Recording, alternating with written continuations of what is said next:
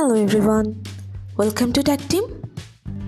Today in this video, I'm gonna show you how to set quick action to open Facebook in your Android phone.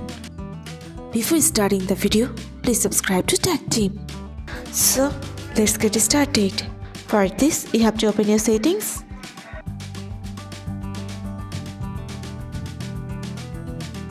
Now scroll down. Click on Shortcuts and Accessibility.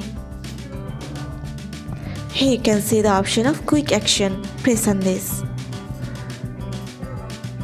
If you want to set your Quick Action to open your Facebook, you just have to select your Open Facebook. That's it.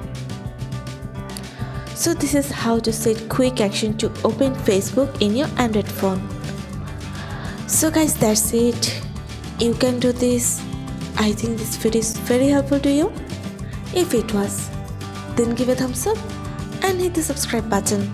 And thanks for watching.